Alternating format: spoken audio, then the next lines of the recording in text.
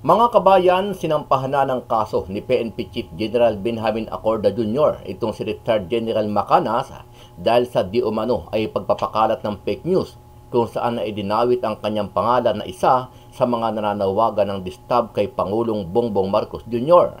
Sabi ni Acorda na saktan siya at hindi niya mapapatawad ang ginawa ni General Macanas. It hurts me that there are people na gusto lang maging sikat yung kanilang vlog ay gagawa ng mga disinformation. No less than my face, the face of the Chief of Staff, posted on viral and saying the AFP and the PNP withdrawing support or asking resignation of the President, it's unforgivable.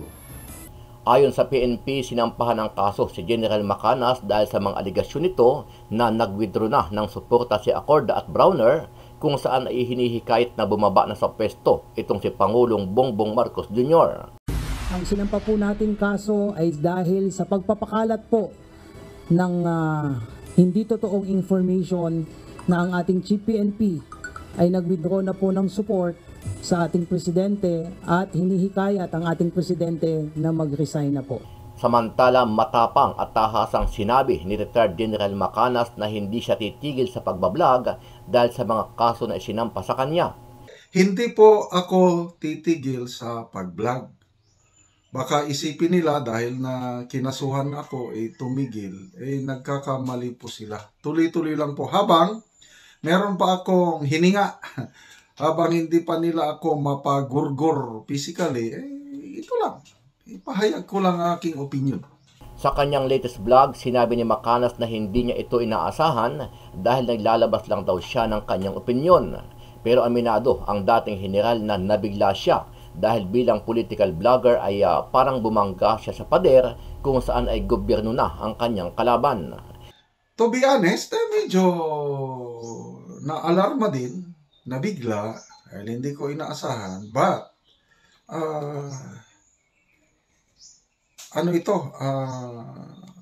expected risk sa pinasok kong trabaho ito as political blogger. Yon ang kailangan ko ngayon, yung prayers.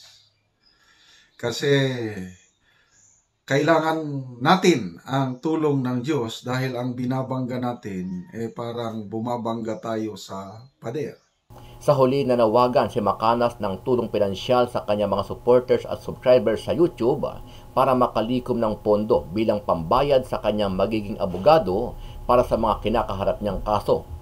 Pag makausap ko na yung abogado, malalaman ko magkano ang initial na bayad. Kasi nakikita ko this is a long battle. Siguro one of these days, hihingi ako ng tulong sa inyo, yung may kakayahan lang.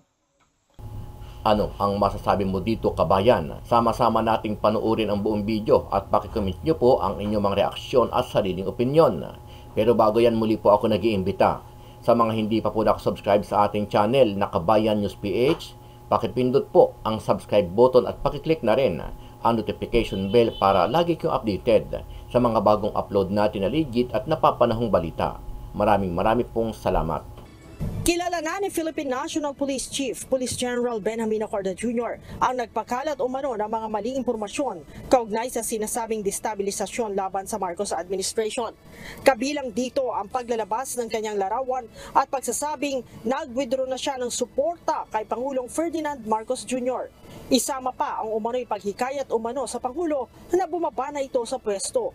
Kaninang tanghali, nagtungo si General Acorda sa Quezon City Prosecutor's Office at nagsampa ng reklamo sa paglabag sa anti-cybercrime law laban kay Army Retired Brigadier General Johnny Laksamana Macanas.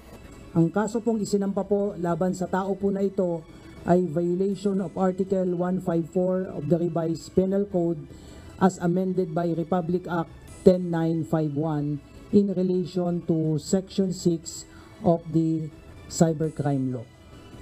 Noong isang linggo pa, ipinapahanap ni General Acorda sa PNP Anti-Cybercrime Group kung sino ang nasa likod ng pagpapakalat ng mga maling impormasyon upang masampahan ang kaso. Ang pagsasampa po ng kaso ng ating Chief PNP ay Isang patunay na kailangan po nating respetuhin po ang karapatan ng bawat isa. Nire-respeto po natin ang karapatan ng lahat ng individual na magpahayag ng kanilang saloobin, laban o pabor man, kanino man o kaninong grupo, maging sa ating gobyerno. Subalit, ang pag-exercise po ng ating karapatan must be within the bounds of law.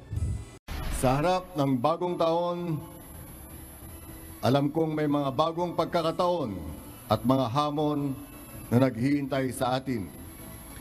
Kaya hinihikayat ko, ipagpatuloy ninyo ang pagiging masigasig, maging bukas sa mga bagong idea at laging handang humarap sa mga pagbabago.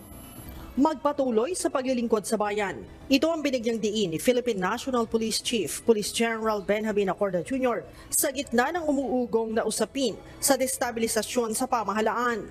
Ayon kay Chief PNP, mas dapat pagtuunan ng pansin ng mga pulis ang maayos na pagtatrabaho ngayong taon para sa kaligtasan ng publiko. Our goal in 2024 is to sustain the trust and confidence of our communities and make positive changes in the lives of the people we serve.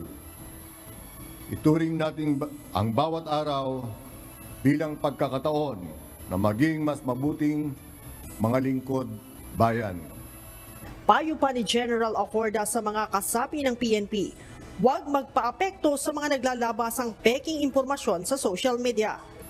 Patuloy tayong magsikap na maging inspirasyon sa ating mga kasamahan at sa komunidad na ating pinagsisilbihan.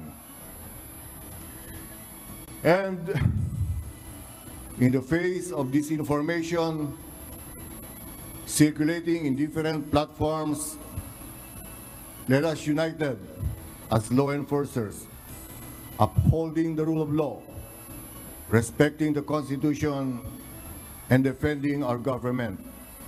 Gayunman, hindi na iwasan ni Chief PNP na maglabas ng sama ng loob sa pagdadawit sa kanyang pangalan sa umano'y destabilisasyon laban sa pamahalaan. It hurts me that there are people na gusto lang maging sikat yung kanilang blog ay gagawa ng mga disinformation. No less than my face, the face of the Chief of Staff, posted on viral and saying the AFP and the PNP withdrawing support or asking resignation of the President, it's unforgivable. Hindi po tama yon. Hindi aniya palalampasin ng pambansang pulisya ang insidente. Sa katunayan, noong Biyernes, ipinag-utos na ni General Acorda sa PNP Anti-Cybercrime Group na tukuyin upang masampahan ng kaso ang mga nasa likod nito. We don't tolerate these things. And the people are counting on us. Alam ng ating mga kababayan na tayo nagsasakripisyo buong buo. Sana man, konting respeto, kahit sa uniforme lang. Huwag namang i-post using this information just to create a viral blog. Noong nakaraang linggo, kumalat sa social media ang litrato ni General Acorda at ni General Bronner kung saan may caption ito na kinausap umano ng dalawang opisyal, si Pangulong Ferdinand Marcos Jr. upang magbitiw na sa pwesto. Okay, gusto kong magbigay sa inyo ng update. Itong ikinaso ng administrasyon ng BBM government sa akin. Violation of Anti-Cybercrime Law of 2012.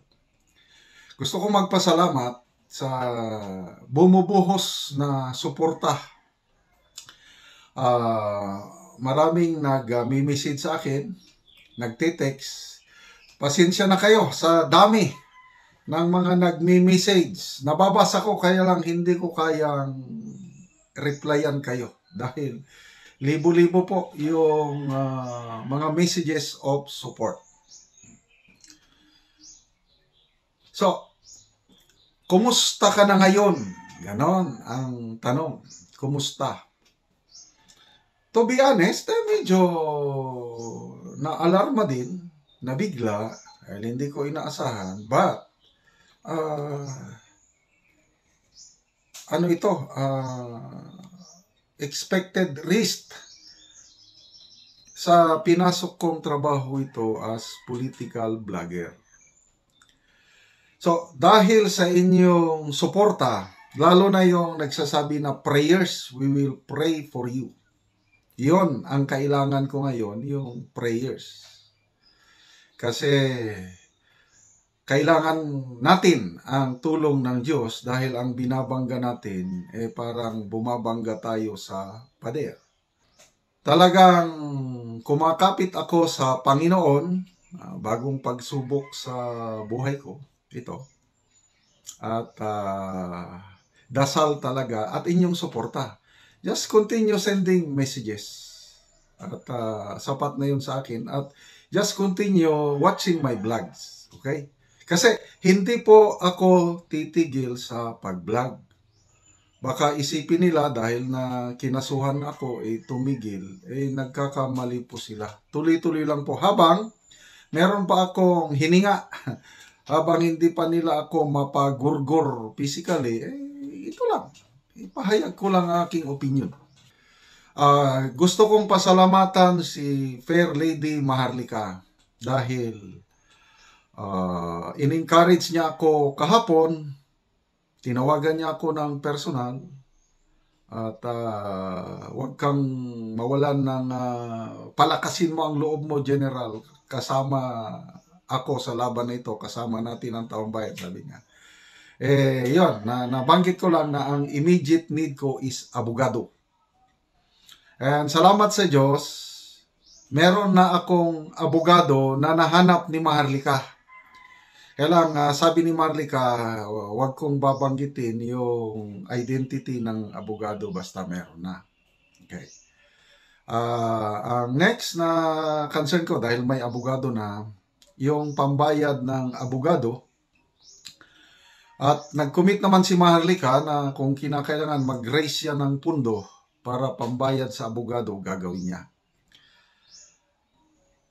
Pag makausap ko na yung abogado, malalaman ko magkano ang initial na bayad. Kasi nakikita ko this is a long battle. Siguro one of these days, hihingi ako ng tulong sa inyo, yung may kakayahan lang. But I know God will provide. Pag sinimulan ni Madam Maharlika ang kanyang fundraising drive nito, I'm sure maraming mag-respond.